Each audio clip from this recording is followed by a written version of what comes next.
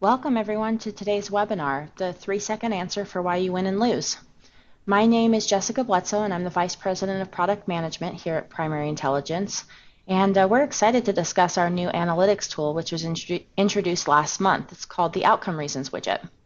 As a quick note before we begin, feel free to type questions into the webinar console at any time. We'll have a Q&A portion at the end. I also wanted to let you know this webinar is being recorded and will be available on our website tomorrow. Please also note the contact information that was shown on the screen when you joined.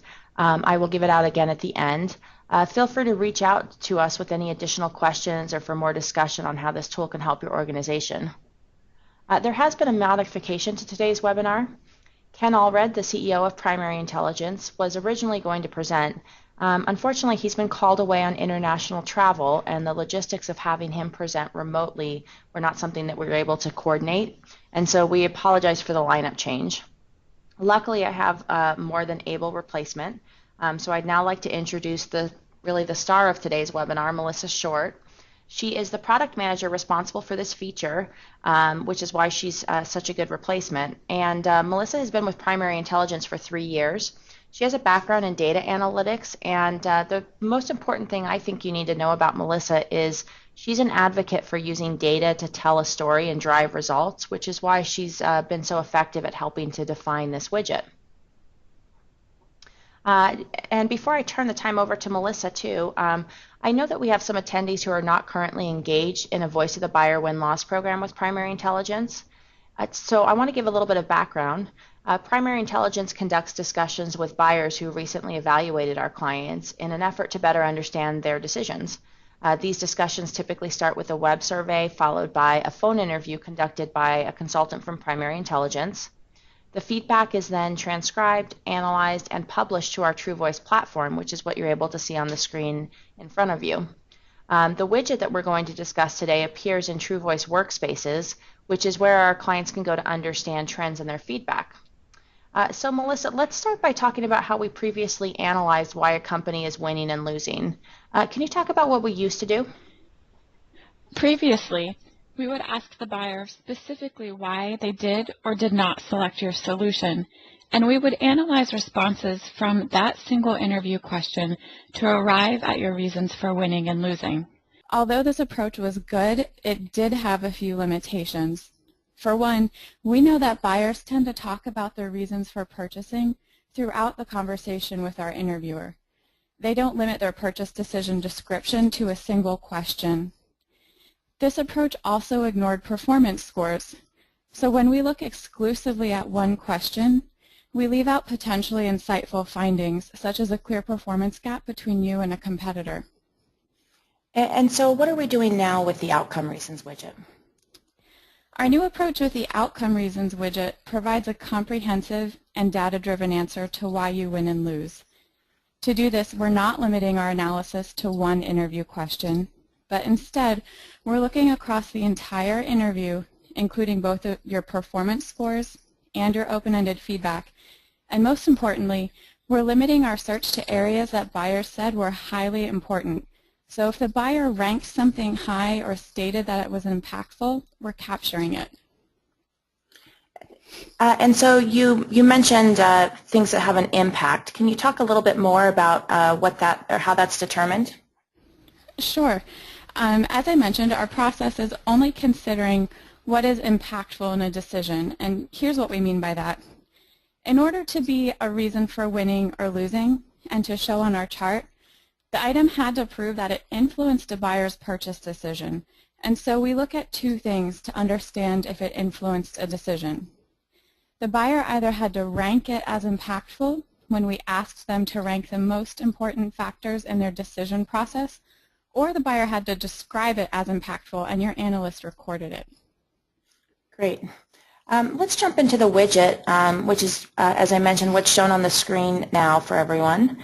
Can you just give us a high-level overview of what people are seeing now, what they'll see when they first go into the widget? Sure.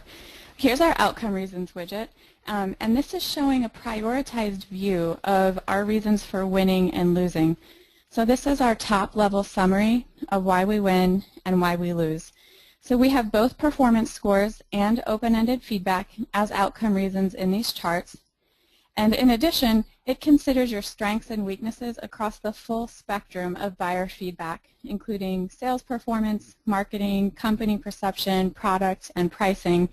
And it rolls all of these findings into a single view. So here's a quick description of how it works.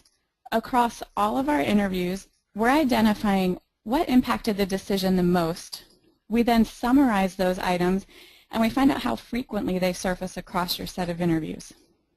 Great. So you talked a little bit about how this is determined, how it's determined what appears on the why you win side and the why you lose side, and the impact. What's really the next step that we take after considering impact in order to create the final view here that people can see? Well, once we arrive at our impactful only elements, we find out how you compared to a competitor. So we looked at impactful pieces, and then we see how you stack up compared to the competition. Then we identify how often each impactful item was either a reason for winning or losing, and that's what you'll see displayed on the chart here. So this 56% here in our why you win chart tells me that we've won 56% of our deals due to reporting quality and capabilities. I can also see that 56% of our losses identified 2 reasons that prompted their decision not to select us. And from here, we can continue to narrow down the field and see how frequently other reasons surfaced for winning and losing business. So to summarize, these charts show us the most frequent, most impactful reasons you win or lose. And I wanted to just point or make note of something that Melissa just mentioned to everybody. What you're actually seeing on her screen here is our own data, our primary intelligence data. We conduct our own win-loss analysis on why we win and lose deals, and many of you on this call have probably participated in some of those interviews that we ask you to do. Melissa, I know that you have some insights into our own findings and really how we've been able to use this widget internally to help to modify some of our own processes. What's one of the findings in our data that stands out for you? One of the things that I like to do first is focus on our top 2 reasons for winning and our top 2 reasons for losing. So in our top 2 reasons for winning, we have reporting and quality of interviewing. But when we lose, we have quality of interviewing and understanding business needs. So I can see at a glance here that quality of interviewing was both a reason we're winning and a reason we're losing. And to me, this indicates that quality of interviewing is a tipping point. So when we convey this capability well, we're more likely to win. But somewhere along the line in our losses, our prospects aren't able to capture our full interviewing capabilities. Yeah, I would agree. I think any time that you find an item that appears both on that why you win side and that why you lose side, I think the key word you mentioned there was it's a tipping point. If we can figure out how to get it right more often than we get it wrong, we're more likely to win deals because it's obviously a factor that people are considering on both sides. Exactly. And I think definitely with the quality of interviewing, we've seen that that is something that tends to drive our decisions. Can you drill down a little bit more now to show how we were able to make more sense of what we should be doing about quality of interviewing during our deals? Sure. We were able to pinpoint some best practices and areas for improvement using our drill down feature. So I've clicked here on our row for quality of interviewing. So now I have my chart here, which tells me what. But now we have this details section that helps me answer why. And our details include both analyst insights and performance scores. So these are the insights that our analysts pulled out as they were reviewing the interview. And then we also have the rating, which shows how we compared to the competition on a scale of 1 to 10. So going back to our example, in our wins, a few topics emerged here in our analyst insights that helped us confirm strengths in our sales process. So by looking at these insights, I can see that our pilot program was a topic of discussion, and I also noted that the ability to customize an interview was surfacing as a topic of interest as well. Both of these elements were prominent strengths when we win, and both were helping our customers understand our interviewing capabilities. But in contrast, when we look at our losses, we could see another common theme, and that was our industry experience. There were some cases where our clients were questioning our ability to delve into the nuances of their business. And in other cases, they were unsure if our interviews included quantitative or qualitative only information. So with this feedback, we've been able to modify our sales communication to better describe that our interviews capture both quantitative and qualitative information.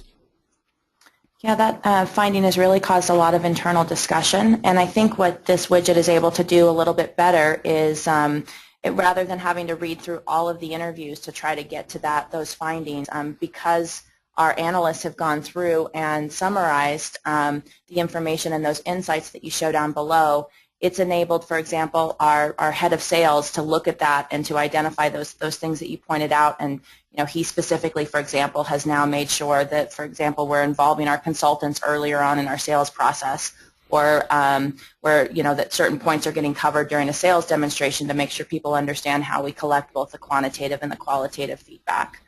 So it's definitely been insightful. To switch gears just a little bit, as people are likely noticing, there's quite a few options that are available with this widget. Can you outline just a few of the favorites that you want people to be aware of, a few features there? Sure. The option up here to switch between a chart and a table is one of my favorites, especially because I like the ability to compare how our data looks in two different layouts. So when we look at the chart here, one thing that stands out to me is that I can use the shape of these charts to tell a story about our buyers. So I can see that our reasons for winning are pretty evenly spread out. Although we do have a top strength here, our line is smooth, which shows a gradual drop-off in the reasons we win. And this tells me that our buyers tend to become more dispersed in their opinion of us after identifying that one strength.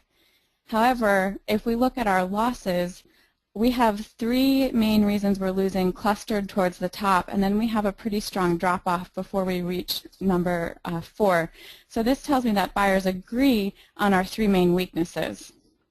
In contrast, when I pull up the table, the value here is being able to compare and contrast reasons.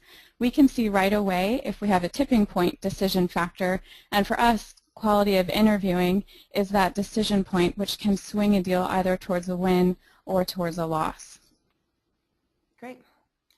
And just to wrap it up before we get to our questions from the audience, can you please just remind everybody or outline, I guess, how to find this widget, where they should go to add it?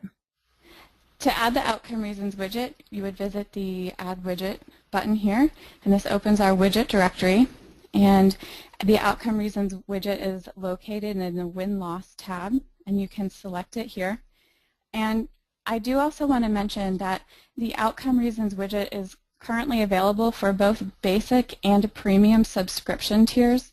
However, on August 29th, it will switch to premium only. So please feel free to discuss this with your program consultant if you're unsure which subscription tier you're on, or if you have more questions about our basic and premium subscription options. Great. Thank you, Melissa. We have a few questions from our attendees that I'd like to address. And if there is anybody out there who has a question that you haven't had a chance to ask yet, please feel free to type it in the chat window on the GoToMeeting console, and we'll get to as many as we can before the end of our time here. So Melissa, to start with, let me look through here. Okay, a question. Why are you showing the 5 reasons for why you win and more for why you lose? I think it's in reference to the chart here.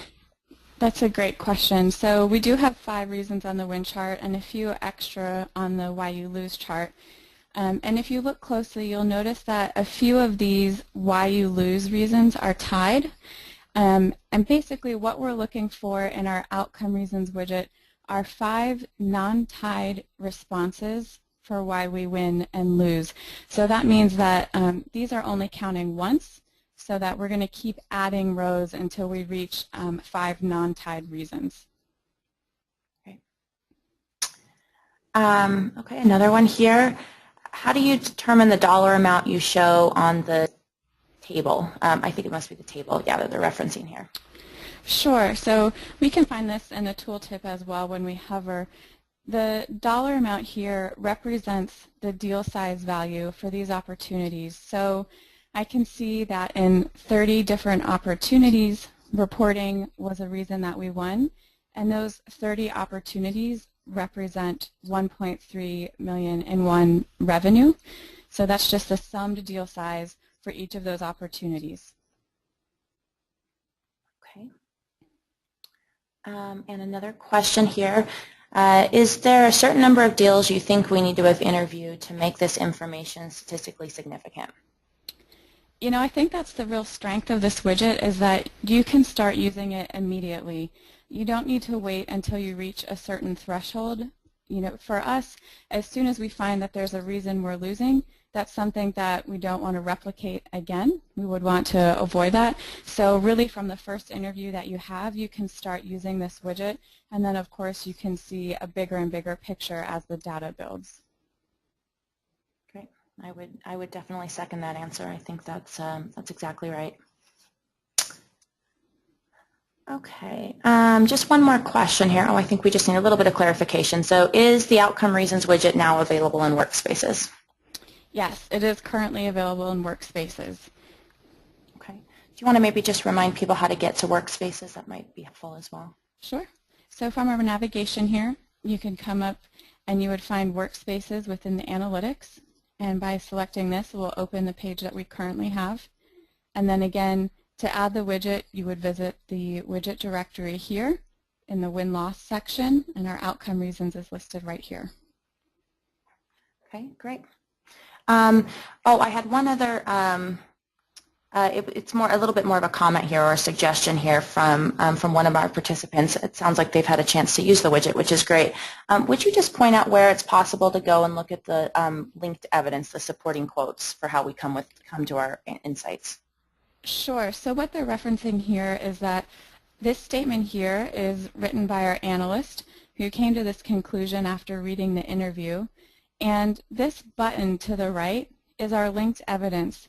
And this is how you would be able to see the verbatim buyer feedback that prompted the analyst to come to that conclusion. Great. Okay, I think that rounds out our questions. I'll give just one more minute as we're concluding here. If anybody else has a question, feel free to type it in now, and we'd be happy to get to it.